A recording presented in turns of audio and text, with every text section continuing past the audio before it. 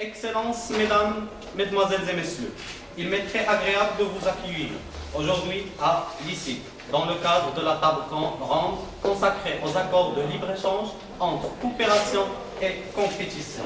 Le solde du Maroc est déficitaire sur 3 des grands accords multilatéraux signés.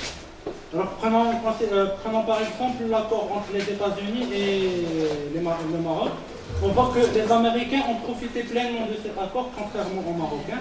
En effet, les exportations des États-Unis à destination du Royaume sont passées de 3,8 milliards de dirhams en 2006 à 12,6 milliards de dirhams en 2011.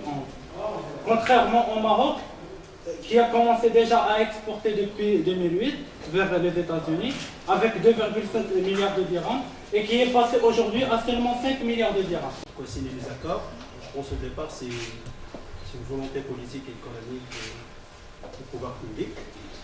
C'est-à-dire que pour nous, c'est un élément qui a été choisi, c'est une orientation. Et cette orientation, je dirais bien réellement, c'est une suite d'un certain nombre d'éléments sur lesquels il est nécessaire de revenir pour rebondir un petit peu sur la remarque qui a été avancée par ce chef Maui sur des cas spécifiques, le cas du Japon, le cas des États-Unis, le cas de l'Allemagne. Je rappelle un petit peu que ces pays n'ont pas pu suivre les mêmes itinéraires que les autres.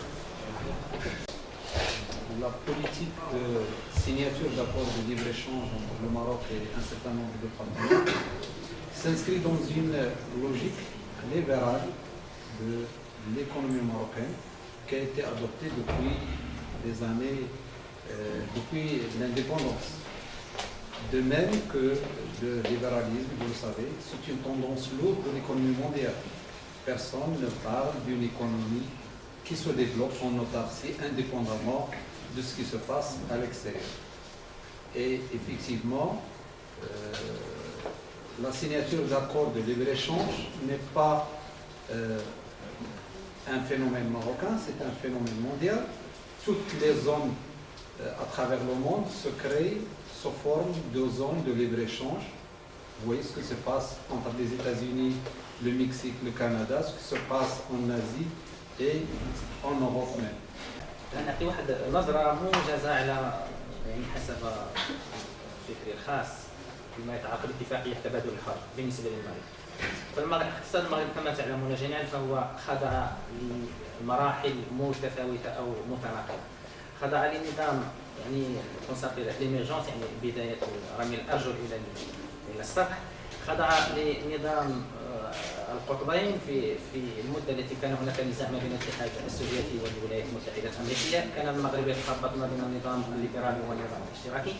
هناك في داخله المغرب عاش مرحله يعني عدم تحديد القطاعات. احيانا يقول المحللون الاقتصاديون على ان الفلاحه هي الفرع الام، وهناك من يقول هناك الصناعه، في حين نجد ان قطاع الخدمات هو المسيطر في الاحصائيات.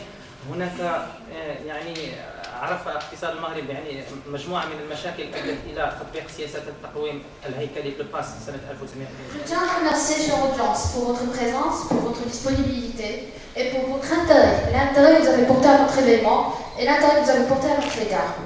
Lequel élément qui s'inscrit dans le cadre du projet de fin d'études. Notre projet de fin d'études pour lequel on a choisi d'organiser cette conférence thématisé bien autour d'un thème mobilisateur et qui nous interpelle tous, qui est la finance islamique. Et avec plusieurs autres versets, on a un petit peu quelques détails sur cette interdiction. Il faut savoir qu'en islam et dans le christianisme, avant la décision de 1822 du Vatican de halaliser l'intérêt, les VAS c'était tout revenu supplémentaire par rapport au capital prêté. C'est-à-dire que si on prête 100 dirhams et qu'on reçoit 101 dirhams, le 1 dirham est considéré comme usure.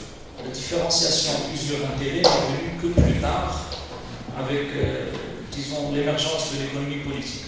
Avant 1822, le Vatican, les chrétiens interdisaient l'intérêt aussi. Avant la captivité de Babylone, les juifs interdisaient l'intérêt aussi. Tout simplement parce que c'est un interdit religieux. Mais après la captivité de Babylone, ils ont dit, bon, entre nous c'est interdit, mais les autres, c'est pas grave.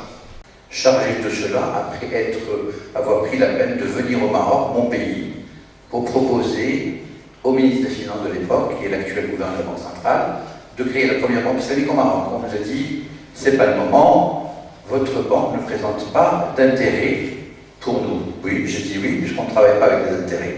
Bien. Beaucoup de gens disent, mais pourquoi vous appelez ça une banque islamique?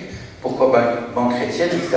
Parce que nous sommes musulmans. Si nous sommes musulmans, nous sommes dans la soumission de Dieu, et notre code de conduite est régi par le Coran et la Sunna, dont les lois sont confortées dans la Sharia.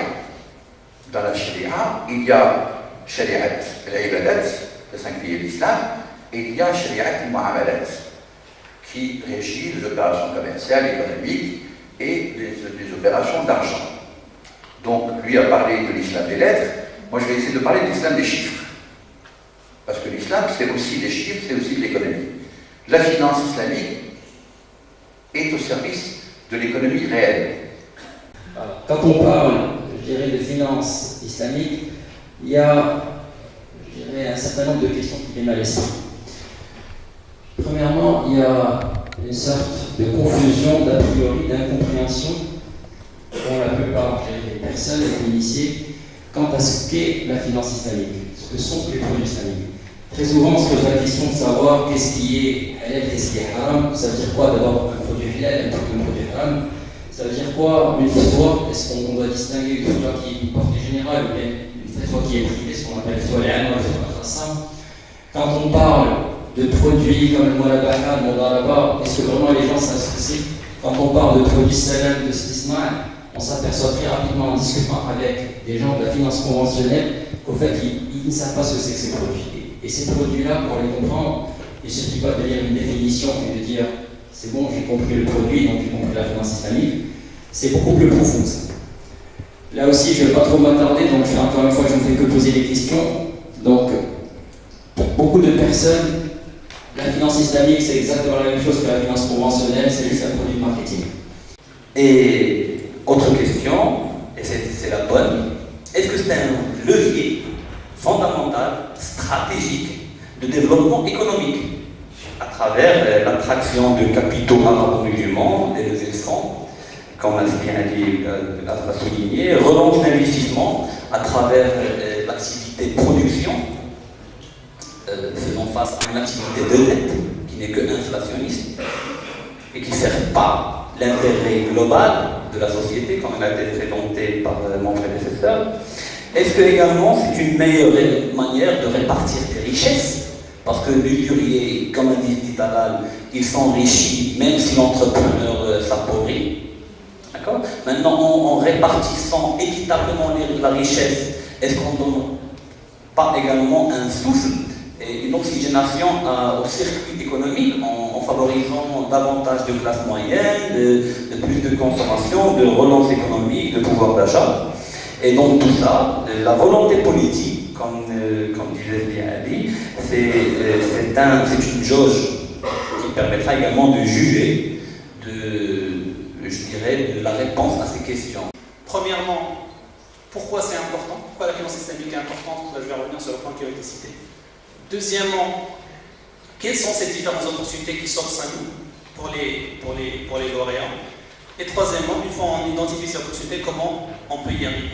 Donc pour le premier point, pourquoi c'est important? C'est extrêmement important. Donc la finance islamique est une industrie qui est très importante. Pour revenir aux chiffres, dernier rapport de World Islamic Banking Competitiveness Report de 2013, il parle d'actifs au niveau mondial de 1800 milliards de dollars, avec un taux de croissance moyen de 17%. Donc 17% de croissance d'une industrie financière dans un contexte actuel. Vous avez vu les informations, toutes les crises, on parle de Chypre, de la Grèce, l'Italie, de l'Espagne, avec dans un contexte actuel, avoir 17% de croissance, c'est quand même très très intéressant. Donc d'un point de vue financier pur, ça a de l'intérêt.